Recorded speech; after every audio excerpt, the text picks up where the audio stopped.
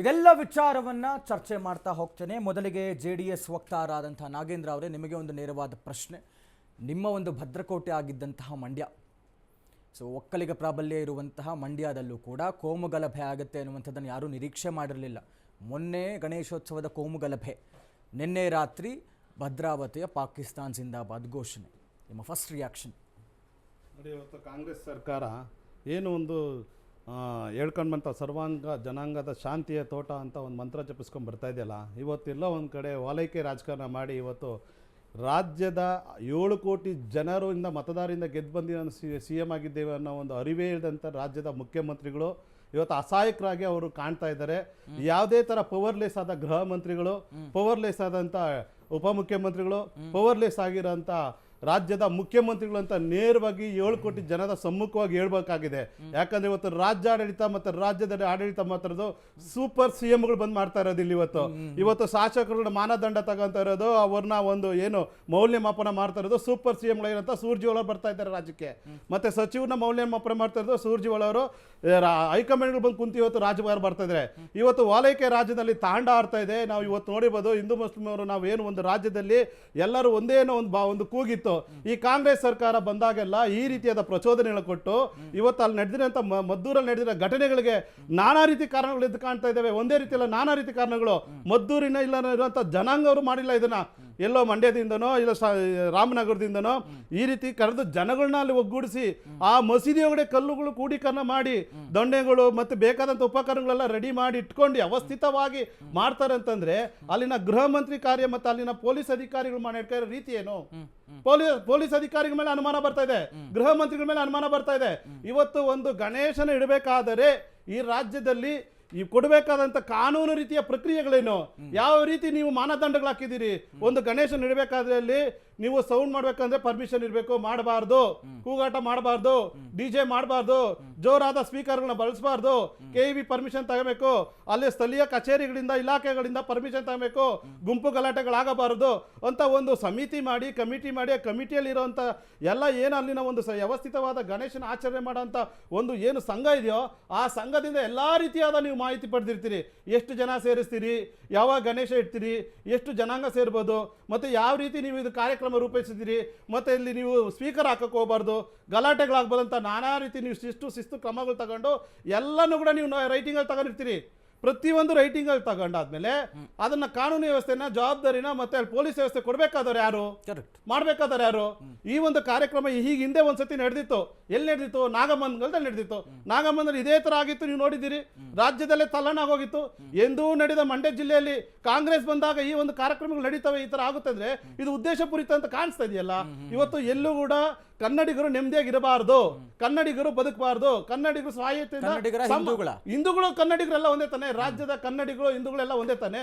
ಈಗ ಮುಸ್ಲಿಮ್ಸರು ಕೂಡ ಎಲ್ಲ ಮುಸ್ಲಿಮ್ಸನ್ನ ಕೆಟ್ಟ ಅಂತ ಹೇಳ್ತಲ್ಲ. ಉದ್ದೇಶ ಪೂರ್ವಕವಾಗಿ ಕಾಂಗ್ರೆಸ್ ಪಕ್ಷ ಒಂದು ವಾಲೈಕೆ ರಾಜಕಾರಣ ಮಾಡ್ಕೊಂಡು ಇವತ್ತು ಈ ರೀತಿಯಾದ ಕನ್ನಡ ರಾಜ್ಯನ ಇವತ್ತು ಹಾಳು ಮಾಡ್ತಾ ಇದ್ದಾರೆ, ಕನ್ನಡಿಗರನ್ನ ಹಾಳು ಮಾಡ್ತಾ ಇದ್ದಾರೆ, ಹಿಂದೂಗಳನ್ನ ಹಾಳು ಮಾಡ್ತಾರೆ. ಇವತ್ತು ಧರ್ಮಸ್ಥಳದ ವಿಚಾರಗಳು ನೀವು ನೋಡಿರ್ಬೋದು, ಯಾವ ರೀತಿ ಎಲ್ಲ ಅವ್ರು ತಗೊಂಡು ಹೋಗ್ತಾ ಇದ್ದಾರೆ. ಇವತ್ತು ಆ ಧರ್ಮಸ್ಥಳ ವಿಚಾರದ ಅಂತ್ಯನೇ ಇಲ್ಲ. ಅಂದ್ರೆ ಏನೋ ಒಂದು ನಿಗೂಢ ಇದೆ ಅನ್ನೋ ಒಂದು ಸೃಷ್ಟಿ ಮಾಡಿ ಇವತ್ತವರೆಗೂ ಒಂದು ಪರಿಹಾರ ಕೊಡಕ್ಕಾಗ್ತಲ್ಲ. ಇವತ್ತು ನೀವು ಭದ್ರಾವತಿಯಲ್ಲಿ ಏನಾಗ್ತಾ ಇದೆ? ಭದ್ರಾವತಿಯಲ್ಲಿ ಇವತ್ತು ರಾಜಾರೋಷ ಈ ರೀತಿ ಕರೀತಾ ಇದ್ದಾರೆ ಅಂದ್ರೆ ಕಾಂಗ್ರೆಸ್ ಸರ್ಕಾರದ ವೈಫಲ್ಯ ಈ ರಾಜ್ಯಕ್ಕೆ ಅವನತಿ ಆಗಿತ್ತು ಮಾಡ್ತಾ ಇದೆ. ರಾಜ್ಯದ ಜನರ ನಿದ್ದೆ ಕೆಡಿಸ್ತಾ ಇದೆ, ಕನ್ನಡಿಗರ ನಿದ್ದೆ ಕೆಡಿಸ್ತಾ ಇದೆ. ಇವತ್ತು ಇದಕ್ಕೆಲ್ಲ ನೇರವಾದ ಕಾರಣ ಅಸಹಾಯಕ CM, DCM ಅಂಡ್ ಗೃಹ ಮಂತ್ರಿಗಳೇ ರಾಜ್ಯದ. ಭದ್ರಾವತಿಯಲ್ಲಿ ಈದ್ ಮಿಲಾದ್ ಮೆರವಣಿಗೆ ವೇಳೆ ಆದಂತಹ ಈ ಒಂದು ಏನು ಕಿಡಿಗೇಡಿಗಳು ಪಾಕಿಸ್ತಾನಕ್ಕೆ ಜೈಕಾರ ಹಾಕಿದ್ದಾರೆ. ಈ ವಿಚಾರವಾಗಿ ಮಾತನಾಡೋದಕ್ಕೆ ನಮ್ಮ ಜೊತೆಗೆ ಶಿವಮೊಗ್ಗದ ಸಂಸದರಾದಂತಹ BY ರಾಘವೇಂದ್ರ ಅವರು ದೂರವಾಣಿ ಸಂಪರ್ಕದಲ್ಲಿ ಜಾಯ್ನ್ ಆಗ್ತಾ ಇದ್ದಾರೆ. ಸರ್ ನಮಸ್ತೆ, ನಿಮ್ಮ ಫಸ್ಟ್ ರಿಯಾಕ್ಷನ್ ಸರ್ ಭದ್ರಾವತಿಯಲ್ಲಿ ಆಗಿರುವಂತಹ ಈ ಒಂದು ಘಟನೆ ವಿಚಾರವಾಗಿ? ಸರ್, ಈ ಕಾಂಗ್ರೆಸ್ ಸರ್ಕಾರ ಬಂದಾಗ ಇದು ಯಾವುದು ಕೂಡ ವಿಶೇಷ ಅಲ್ಲ ಸರ್. ಈ ರೀತಿಯಂತ ಆಂಟಿ ಟೆರರ್ ಆಕ್ಟಿವಿಟೀಸ್ ಗಳಿಗೆ ಎಲ್ಲೋ ಒಂದ್ ಕಡೆಗೆ ಅವ್ರ ಮನಸ್ಥಿತಿ ನಮ್ ಪರವಾಗಿರುವಂತ ಸರ್ಕಾರ ಏನೋ ಅಂತ ಒಂದು ವಿಶ್ವಾಸ ಆ ಒಂದು aunty terror activities mind set ಗಳಿಗೆ ಆಗ್ತಾ ಇದೆ. ಯಾಕೆಂದ್ರೆ ನಮಗೆ ಗೊತ್ತಿರ್ಬೋದು, ಮೊನ್ನೆ ಹುಬ್ಳಿ ಒಳಗೆ ಏನು ಪೊಲೀಸ್ ಸ್ಟೇಷನ್ ಮೇಲೆ ಅಟ್ಯಾಕ್ ಆದಂತವ್ರನ್ನ ಏನ್ ಹೆಚ್ಚಿನ ಒಂದು ಏನು ದೇಶ ವಿರೋಧಿ ಚಟುವಟಿಕೆಗಳು ಏನ್ ಮಾಡಿದ್ರು ಅವ್ರನ್ನೆಲ್ಲರೂ ಕೂಡ ಕ್ಯಾಬಿನೆಟ್ ಅಲ್ಲಿ ಅವ್ರದ್ದು ಕೇಸ್ಗಳನ್ನು ವಜಾ ಮಾಡಿದ್ರು ಅವ್ರದ್ದು. ಅದೇ ರೀತಿ DJ ಹಳ್ಳಿ ಕೇಸಲ್ಲೂ ಕೂಡ ಅವ್ರನ್ನೆಲ್ಲ ವಜಾ ಮಾಡುವಂತ ಕೆಲಸ ಧರ್ಮಸ್ಥಳದಲ್ಲಿ ಹ್ಯಾಕ್ ನಡ್ಕೊಂತೀರ ಎಲ್ರು ಕೂಡ ನೋಡ್ತಾ ಇದ್ದೀರಿ. ಹಾಗಾಗಿ ಎಲ್ಲೋ ಒಂದ್ ಕಡೆಗೆ ಈ ರೀತಿಯಂತ ಮನಸ್ಥಿತಿ, ದೇಶ ವಿರೋಧಿ ಮನಸ್ಥಿತಿಗೆ ಪುಷ್ಟಿ ಕೊಡುವಂತ ರೀತಿಯಂತ ಒಂದು ವ್ಯವಸ್ಥೆ ರಾಜ್ಯದಲ್ಲಿ ಎಲ್ಲರಿಗೂ ಇರುತ್ತೋ ಅಲ್ಲಿವರೆಗೂ ಕೂಡ ಈ ರೀತಿಯಂತ ದೇಶ ವಿರೋಧಿ ಚಟುವಟಿಕೆಗಳು ನಡೆಯುತ್ತೆ. ಈ ಸಂದರ್ಭದಲ್ಲಿ ನಾನು ಸರ್ಕಾರಕ್ಕೆ ಒತ್ತಾಯ ಮಾಡ್ತೀನಿ, ಈಗ್ಲಾದ್ರೂ ಕೂಡ ಪಕ್ಷ ಇನ್ನೊಂದು ಎಲ್ಲದೂ ಕೂಡ ಮರೆತು ದೇಶ ಹಿಂದೂಸ್ತಾನಕ್ಕೆ ಅಗೌರವ ತರುವಂತ ಒಂದು ಪಕ್ಕದ ಒಂದು ರಾಷ್ಟ್ರದ ಪರವಾಗಿ ಜೈಕಾರಿಯನ್ನು ಹಾಕ್ತಾರೆ. ಈ ಒಂದು ದೇಶ ವಿರೋಧಿ ವ್ಯಕ್ತಿಗಳನ್ನ ಸರಿಯಾದ ರೀತಿಯಂತ ಒಂದು ಕೇಸನ್ನು ಬುಕ್ ಮಾಡಿ ಒಳಗೆ ಹಾಕ್ಬೇಕು ಅಂತ ನಾನು ಒತ್ತಾಯನ ಮಾಡ್ತೀನಿ. ಸರ್, ಈಗ ಹಿಂದೂ ಧಾರ್ಮಿಕ ಭಾವನೆಗಳಿಗೆ ಪದೇ ಪದೇ ಧಕ್ಕೆ ತರುವಂತಹ ಕೆಲಸವನ್ನ ಧರ್ಮಸ್ಥಳ ಆಯಿತು, ದಸರಾ ಆಯಿತು, ಈಗ ಗಣೇಶೋತ್ಸವಕ್ಕೂ ಬಂದಿದ್ರು. ಮುಂದುವರೆದಂತಹ ಭಾಗದಲ್ಲಿ ಈಗ ದೇಶದ ವಿಚಾರವನ್ನೇ ಒಂದು ರೀತಿಯಲ್ಲಿ ಇನ್ನೊಂದು ಪರದೇಶಕ್ಕೆ ಜೈಕಾರ ಹಾಕುವಂತಹ ಕೆಲಸವನ್ನ ಮಾಡ್ತಾ ಇದ್ದಾರೆ. ಹಾಗಾದ್ರೆ ಇವರುಗಳ ಓಲೈಕೆ ಒಂದ್ ರೀತಿ ಇವರಿಗೆ ಧೈರ್ಯ ತುಂಬುವಂತ ಕೆಲಸವನ್ನ ಮಾಡ್ಬಿಡ್ತಾ ಅಂತ ಸರ್? 100ಕ್ಕೆ 100 ಸರ್, 100ಕ್ಕೆ 100 ತುತ್ತು ಕೊಟ್ಟಂತ ತಾಯಿಗೆ ಅನ್ಯಾಯ ಮಾಡುವಂತ ಒಂದು ಕೆಟ್ಟ ಒಂದು ಪ್ರವೃತ್ತಿ ಈ ರೀತಿಯಂತ ಅನ್ಯ ದೇಶಕ್ಕೋಸ್ಕರ, ನಮ್ಮ ವಿರೋಧಿ ದೇಶಕ್ಕೋಸ್ಕರ ಜೈಕಾರ ಹಾಕುವ ಮುಖಾಂತರ ಒಂದು ಹಿಂದೂ ಧರ್ಮಕ್ಕೆ ಮೊದಲು ವಿರೋಧ ಮಾಡ್ಕೊಂಡು ಈಗ ಹಿಂದೂಸ್ತಾನನೇ ವಿರೋಧ ಮಾಡುವಂತ ಒಂದು ನೀಚತನದ ಒಂದು ಪರಮಾವಧಿ ಇವತ್ತು ನಮ್ಮ ರಾಜ್ಯದಲ್ಲಿ ನಾವು ನೋಡ್ತಾ ಇದೀವಿ ಸರ್. ಸರ್, ನಿಮ್ಮ ಲೋಕಸಭಾ ಕ್ಷೇತ್ರದ ವ್ಯಾಪ್ತಿಯಲ್ಲಿರುವಂತದ್ದು ಇವತ್ತಾಗಿರೋ ಘಟನೆ ಏನ್ ಕ್ರಮ ಕೈಗೊಳ್ತೀರಾ ಸರ್? ಸರ್, ನಾನು ರಕ್ಷಣಾಧಿಕಾರಿಗಳು ಮಾತಾಡ್ತೀನಿ. ನಾನು ಉಪರಾಷ್ಟ್ರಪತಿ ಚುನಾವಣೆಯಲ್ಲಿ ಡೆಲ್ಲಿಲಿ ಇದ್ದೀನಿ ನಾನೀಗ. ಆಫ್ಟರ್ ದಿಸ್ ಎಲೆಕ್ಷನ್ ನಾನು ಅವರ ಎಸ್ ಪಿ ಅವ್ರಿಗೆ ಮಾತಾಡ್ತೀನಿ. ನಾನು ಮಾತಾಡಿ ಏನ್ ಅವ್ರು ಬಿಗಿಯಾಗಿ ನಿಲ್ತಾವ ಅಂತ ಹೇಳಿದ್ರೆ ನಾನು ಮಾತಾಡ್ತೀನಿ. ರಾಜ್ಯ ಸರ್ಕಾರಕ್ಕೆ ಏನ್ ಹೇಳ್ತೀರಾ ಸರ್ ಕಡೆದಾಗಿ?